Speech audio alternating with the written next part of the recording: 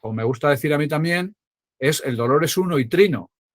Uno es dolor y trino porque tiene 3 componentes fundamentales y se sabe desde hace mucho tiempo que pues es un componente sensorial, es decir, que percibo, tiene un componente afectivo que siento y tiene un componente, digamos, cognitivo-evaluativo, ¿no? ¿Qué pienso? ¿Cuál es el significado que tiene para mí esa experiencia dolorosa? Y es un fenómeno biopsicosocial. Esto es fundamental para el tema también de la evaluación y del tratamiento. Si dejamos uno de los componentes, el bio, el psico o el social, sin tratar, estamos haciendo, como se dice, un pan como unas tortas, ¿verdad? Y eso lo sabes tú muy bien también. Claro. O sea que realmente estás diciendo una cosa muy importante, ¿no? Que el dolor, primero, está sujeto a cada persona, ¿no? Cada persona lo vive de una forma diferente.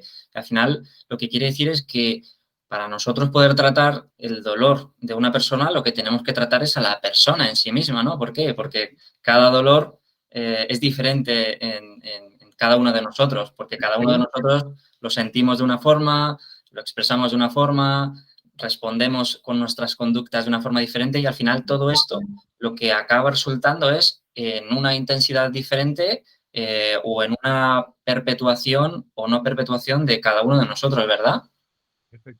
Efectivamente, es decir, que no es lo mismo la experiencia de dolor, fíjate, no es lo mismo la experiencia de dolor en nuestra cultura que en otra cultura en la que el dolor sea, ¿no?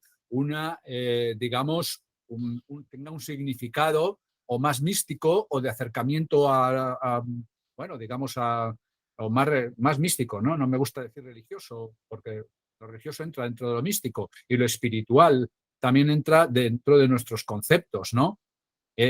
Entonces, lo que es el significado de la experiencia dolorosa y es tan importante y tan individual que sabemos que ante una misma lesión tú y yo podemos reaccionar de diferente manera, ¿sí?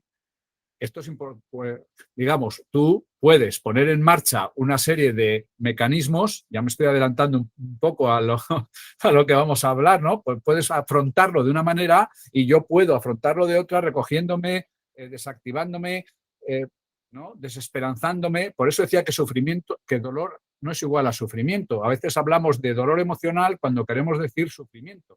Y Claro, sufrimiento es amenaza y falta de control. No tengo control sobre ello. Esto me amenaza, me puede.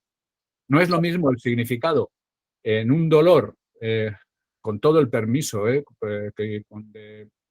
las personas que padecen síndromes de dolor crónico o persistente, pero el significado no es el mismo en el cáncer, en un dolor que en pacientes con cáncer, que piensan, ya está aquí el cáncer otra vez, puede haber metástasis, va peor, ¿verdad? o me O puedo morir, claro, esto ya me acerca más a la muerte que con el dolor persistente o crónico en una migraña o en un trigémino. ¿Sí? claro, La experiencia en intensidad será parecida, ¿no? También decimos la intensidad parecida es en un parto como en una metástasis ósea, pero el significado es muy diferente y se claro. vive de una manera o de otra, ¿verdad? Claro, al final lo que estás diciendo es que dependiendo del significado que nosotros tengamos sobre el dolor, eso puede derivar en un tipo de dolor mayor o menor, ¿no? Y luego hay también una cosa que has dicho antes que me parece muy importante, es ese componente biopsicosocial, ¿no? Que es un poco lo que está reflejado el dolor.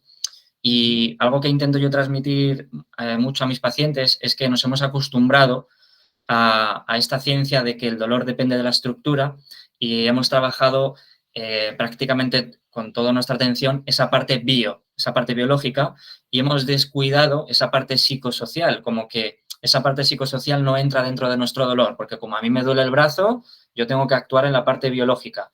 Pero realmente lo que nos dice la ciencia, ¿verdad?, es que hay un componente psicosocial en la que entran nuestras conductas, nuestras creencias, cómo nosotros, qué valor le damos a esta situación y cómo todo esto realmente es lo que está influyendo en este dolor crónico.